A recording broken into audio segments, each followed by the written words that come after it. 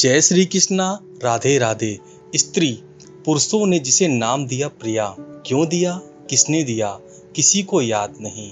मानना ये है कि पुरुष सोचते हैं कि स्त्री सोचती कुछ है, कहती कुछ और है और करती कुछ और ही है। परंतु क्या यही सत्य है? वास्तविकता यह है कि चरित्रहीन पुरुष है और कोई नहीं। वो पुरुष स्त्रियों से कहते हैं कि आप माता हो, आप देवी हो, आप बहन हो, और पुरुष क्या सोचते हैं कि ये स्त्री हमारे पाँव की धूल है और कुछ नहीं। और करते क्या हैं? स्त्री का मान भंग करते हैं, उन्हें दासी समझ लेते हैं। मत भूलिए, यत्र नायस्तु पूज्यन्ते रमन्ते तत्र देवता। जहाँ नारी की पूजा होती है वहाँ ईश्वर वास करते हैं, और जहाँ नारी का अपमान होता है वहाँ ईश्वर और भाग दोनों रुष्ट हो जाते हैं। याद रखें, यदि नारी कल्याणी है तो नारी महाचंडी भी बन सकती है।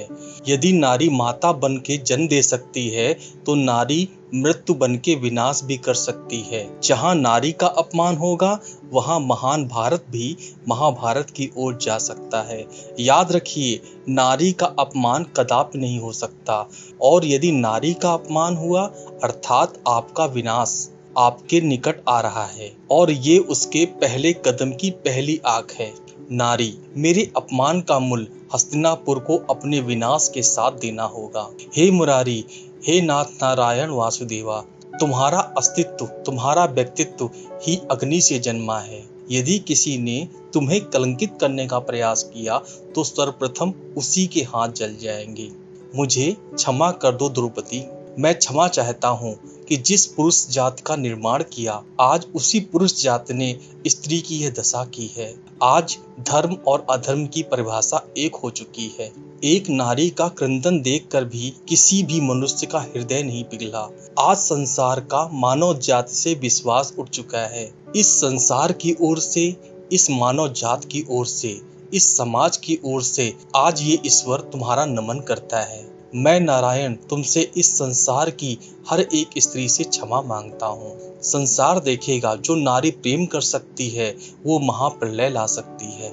स्त्री जन्म से किसी की पुत्री, धर्म से किसी की पत्नी और कर्म से किसी की माता होती है।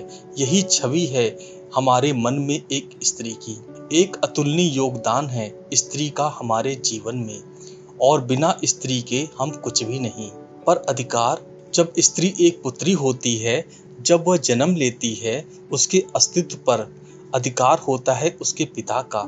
तत्पश्चात जब विवाह हो जाता है तो उसके अस्तित्व पर अधिकार होता है उसके पति का, और जब वह माता बनती है तो स्वयं ही अपना समस्त जीवन का अधिकार अपनी संतान को सौंप देती है। परंतु कभी हमने सोचा है ये जीवन स्त्री का है जिसने सबका उद्धार किया। उसके जीवन का अधिकार भी तो उसके पास ही होना चाहिए। ना वो स्वयं के जीवन के निर्णय स्वयं ले सकती है, ना ही वो अपने भाग का निर्णय स्वयं ले सकती है। और ये करने के लिए हमें स्वयं को बदलना होगा, सोच को बदलना होगा, क्योंकि ये सोच ये आज या कल की नहीं, ये वर्षों से चली आ रही है और वर्षों तक चलेगी।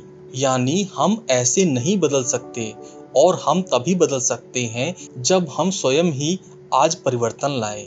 आज के पश्चात, इस क्षण के पश्चात किसी भी स्त्री को अकारण अधिकार स्थापित करने से पूर्व 1000 बार सोचना, क्योंकि जब स्त्री अपना अधिकार छीनने पर विवश हो जाएगी तब केवल और केवल महाविनाश होगा। विजय प्राप्त करने के लिए मनुष्य क्या नहीं करता, हर संभव प्रयास करता है, परंतु क्या अपनी विजय को प्राप्त करने के लिए कुछ भी दांव पर लगाना उचित है? अपना खोया हुआ मान, खोई हुई संपत्ति, खोया हुआ अधिकार पुनः प्राप्त करने का एक ही मार्ग है, और वह है पुरुषार्थ, जुआ नहीं। जो व्यक्ति स्वयं खड़ा हुआ है अपनी जीत को प्राप्त करने के लिए, किसी और को दांव पर कैसे लगा सकता है? कई बार बहुत ही धन पाने के लिए, संपदा पाने के लिए हम अपना वास्तविक धन, अपने परिवार को खो जाने के लिए सजग हो जाते हैं। यह उचित नहीं। संकट कितना भी बड़ा क्यों ना हो, हमारे अपनों को हमारे साथ ही रखना चाहिए, ना कि अपनी विजय के लिए उन्हें दांव पर लगाना चाहिए। ये भूल किसी ने की आप कभी मत दोहराइए। सुख में दुख में मृत्यु कभी बताकर नहीं आती और ना ही कभी पूछ कर आती है। और कुछ ऐसा ही होता है जुआ का ये खेल। एक मकड़ी के जाल की बात। जैसे एक मकड़ी का जाल एक कीट को अपनी ओर आने के लिए उकसाता है अपनी चमक से, अपनी बुनावट से, वैसे ही जुआ का ये खेल मनुष्य को अपने पास आने के लिए उकसाता है। अंत में जाके मनुष्य जाल में फंसता है। अंतर बस ये है कि जब कीट इस जाल में फंसता है वो अपने प्राण गंवा देता है।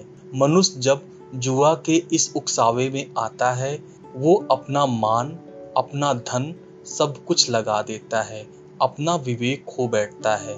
आप अपना विवेक कभी मत खोइए। यदि आप जुआ के इस खेल में प्रवेश कर जाओ तो बस लौट कर वापस आ जाना लगभग असंभव है। विवेक का साथ कभी नहीं छोड़ना, क्योंकि विनाश के आने का पहला संकेत ही है विवेक का जाना। वरदान और श्राप ये दोनों एक ही सिक्के के दो पहलू हैं। ये वरदान हमें कई कारणों से मिलता है।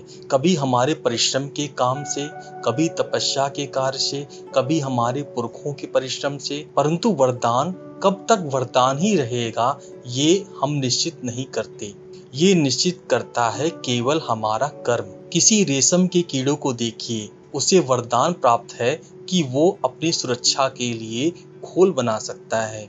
अब वो उसमें इतना मगन हो जाता है कि वो एक ऐसा खोल बना देता है जिसमें स्वयं ही गिरता है और दबकर मर जाता है।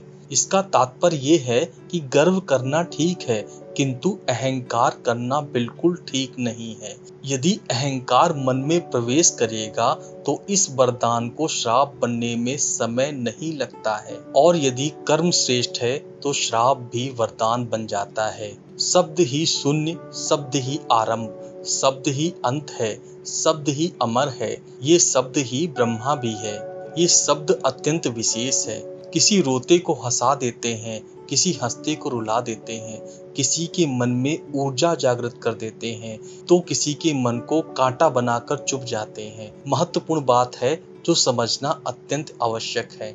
आपका मन आपका रहता है, कितना भी शुद्ध क्यों ना हो, कितना भी पवित्र क्यों ना हो, आपके विचारधारा कितनी भी स्पष्ट क्यों ना हो, यदि आपकी वाणी पवित्र नहीं है, यदि आपके शब्द शुद्ध नहीं हैं, तो ये आपको कर्म फल भोगने पर विवश कर देते हैं। एक सरल सा उदाहरण देता हूँ। आपके जीवन में कोई ऐसा होगा जो आपको नहीं भाता, जो कदाचित नीच बुद्धि वाला होगा, परंतु उसे अपशब्द कह देने से उसमें परिवर्तन नहीं होता, उसकी मानसिकता तो नहीं बदलती, बस मन में प्रतिकार की भावना जागती है, द्वेष की भावना जागती है और कुछ नहीं। जैसे इन शब्दों पर नियंत्रण रखे हैं, इस वाणी पर नियंत्रण रखें। श्रेष्ठ से श्रेष्ठ व्यक्ति को भी सावधान रहना पड़ता है, क्योंकि यदि इन शब्दों का प्रयोग उचित ना हुआ तो आजीवन निशब्द होकर रह जाते हैं लोग। शब्दों पर नियंत्रण रखेंगे,